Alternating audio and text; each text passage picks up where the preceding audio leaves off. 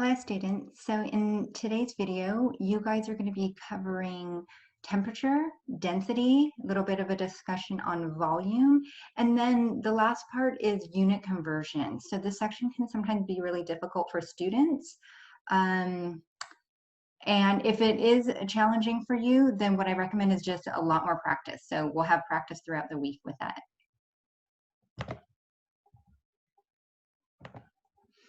Okay, so what is temperature? Think about that. Could you actually define temperature? Answer that in your own words. Take a stab at that. Is it hot? Is it cold to you? What actually is it? It's a measure of atomic motion. So remember, I was asking you guys to have your macroscopic view, but contract that view and start thinking about substances as being composed of particles, atoms, or molecules. So in a hot object, atoms are moving really fast. In a cold object, atoms are moving really slow.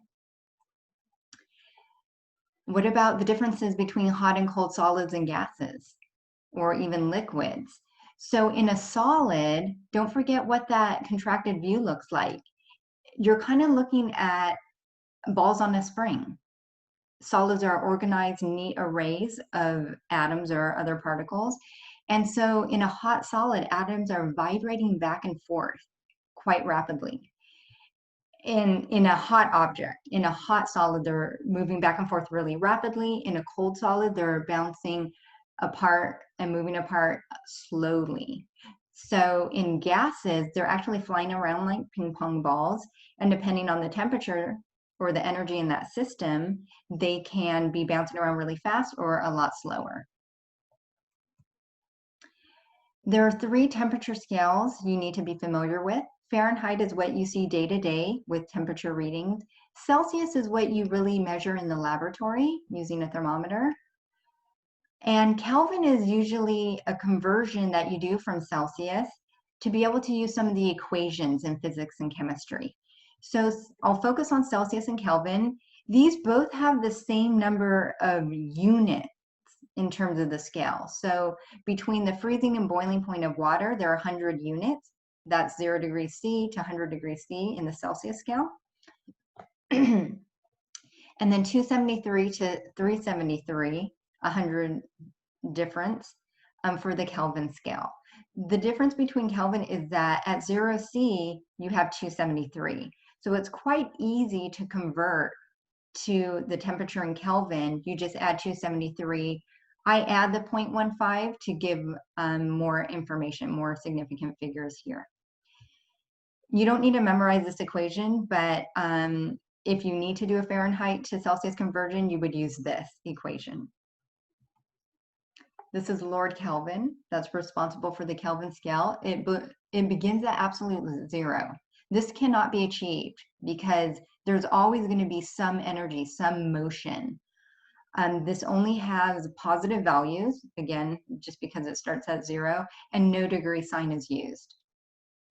I just wanted to cover a couple interesting temperatures. The surface of the sun, pretty hot, almost 6,000 Kelvin. Melting point of gold, the reason why you have to melt metals in crucibles is because you need to withstand really high heat. A lot of metals, they'll melt at around 1,000 degrees C. Here we're seeing 1340 Kelvin.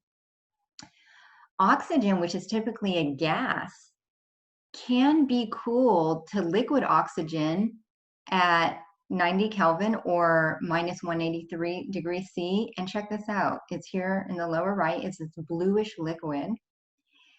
Deep space, not much out there. Occasionally you'll run into a hydrogen atom. Very cold, only 3 Kelvin. The world record for the lowest temperature, 100 picokelvin. One thing I want to mention about one of the units of matter here, volume, is that you guys will be using volume a lot, not only in my lecture in terms of equations to use or use with density or just conceptually volume, but you'll use it in the lab a lot because you guys will be doing measurements using graduated cylinders And sometimes volume is given in cubic centimeters, sometimes in milliliters. When you use a graduated cylinder, you use milliliters. So a lot of times solids will use the cubic centimeters. But the one thing I want you to notice is this is a cubic centimeter. A cube with 1 centimeter on each side, and that is the equivalent of 1 milliliter. So memorize this. It's just 1 to 1. Sometimes you'll see them used interchangeably, and that'll help you get through some conversions. Density is mass over volume. This is a very important property that you'll be using throughout the entire course. This is a physical property with a specific value at a given temperature and pressure. Density is generally going to decrease as you go from solid to liquid to gas. The reason is you're seeing, and it's more obvious in the gas phase here, there is a less matter, less mass per unit volume versus in a solid. There are a few exceptions, like 5 exceptions, a couple elements, and one of those exceptions is water. The solid form of water giving ice. You can see that with an iceberg. And you can see that just in your beverages, ice floats, right? That is less dense. That's one of the unusual ones, kind of an anomaly, and it has to do with specific hydrogen bonding between different water molecules. And it actually creates more space and more of a lattice unit. This hydrogen bonding will come up again. It's the type of bonding that gives rise to beautiful snowflakes. It's the type of bonding that creates liquids and solids. Okay, so here's just a table to give you a feel for the numbers we're looking at. Density is usually grams per milliliter. Sometimes we'll do grams per liter for gases because you can see how small the number is when you look at the density of gases, hydrogen and oxygen. When you get to liquids, you're closer to 1. Basically, water has a density of 1. Again, at different temperatures, that can vary. So if you're in the lab and it's a cold day, it might be a little bit different density than on a warm day. As you get to solids, you start getting above 1, even 19 grams per milliliter for gold. We're going to now come into a section of manipulating units and converting between units. You've already seen this in one of the other videos. Feet times feet is feet squared. So they're manipulated like numbers. To go between different units, for example, days to hours or hours to day, we are going to be using what's called a conversion factor. All this means is it's some sort of ratio, something over something, that are equivalent quantities. So an equivalent quantity is 24 hours in a day. 24 hours equals 1 day. So 1 day over 24 hours, since 1 day is 24 hours, you could replace that with 24 hours, and you could see that equals 1, the number 1. These are equivalent quantities. The whole point of doing this is to show you that when you have a conversion factor, something of equivalent quantities, you can use that and multiply it by some other measurement and not mess with that measurement in a sense, but only change units, because multiplying some number by 1 doesn't change anything in mathematics. Okay, let me just give an example. Converting units, which is sometimes referred to as dimensional analysis. So if I said, how many days is 48 hours? You can easily tell me, and that's 2 days. But what about 45 hours? How do you do that? You start with 45 hours, you put the 45 hours here, and then you want to go from hours to days. And your only conversion factor is, you know that 24 hours is equivalent to 1 day. So I put the 24 hours on the bottom, so the hours cancel, and days is in the numerator, and then I just crunch my numbers, and I get 1.9 days. The hours canceling is the same thing as like 3/2 times 1/3. The 3's cancel, and you get 1/2. Okay, let's practice. We're going to convert 0.155 kilograms into nanograms. choose the conversion factor so the units cancel. This is up to you. This is up to you to go back to those prefixes, and this is something you should memorize. And you're going to have it so that the units cancel except the one you want in the end, just like I did with the 24 hours to 1 day. And I put the one I want to be available at the end in the numerator. Then once you deal with the units, decide what numbers should go there. For example, 1,000 smaller grams equals 1 larger kilogram. So let's just do what I would do to solve this problem. Start with the number you're given, 0.115 kilograms. If you don't just like this sitting here, you could put a line and a 1 under it. That's fine. Then you want to get rid of kilograms. So put kilograms on the bottom, and what do you want to go to? You want to go to nanograms. But I don't know how to go directly from kilograms to nanograms. Or maybe if I do it in my head, I might make a mistake. So I'm going to go stepwise to grams first. And then I know that I'm going to cancel out the kilograms, and I'll have grams available on top. But now I need to put the numbers. What numbers am I going to use? 1,000 smaller grams in 1 kilogram. And then the kilograms cancel, and you keep going. Now I want to go from grams to the final nanograms.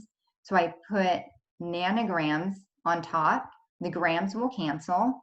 And now I need to put my numbers. Nano is teeny tiny.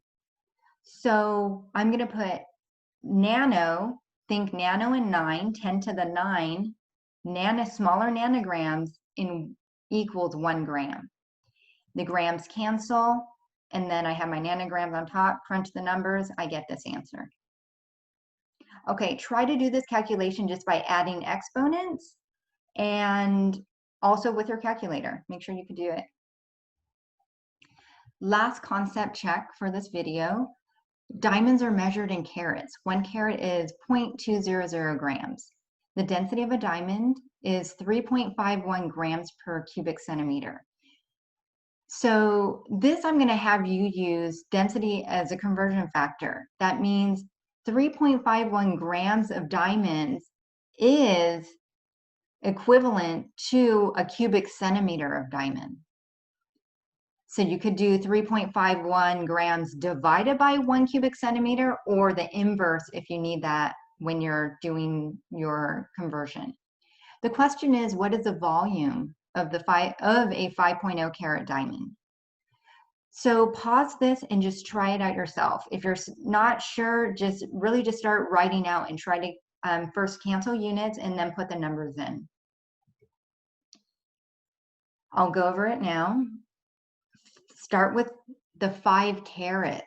The reason I don't start with anything else is the other pieces, they're conversion factors. So I start with the 5 carats, and the only way I can get to volume is using density, but the only way I can use this is to get to grams. So I'm going to go from carats to grams. That's my only conversion from carats is to grams.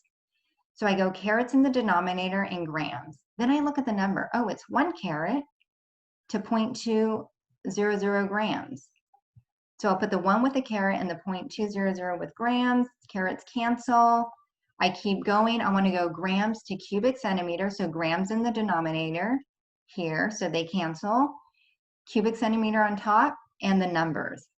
I don't write it here, but it's assume that you understand it's per 1 cubic centimeter, and then it's 3.51 grams. Be very careful. Some people, they just read this and they just want to write 3.51 on top per cubic centimeter on the bottom. Take your time, write the units, make sure they cancel, and then make sure the numbers are in the correct spots. Cancel out everything so you can see that you're left with cubic centimeters, and to 2 decimal places, you're limited by 5.0. Your final answer is 0.28. Okay, thank you guys. I will talk to you guys next time.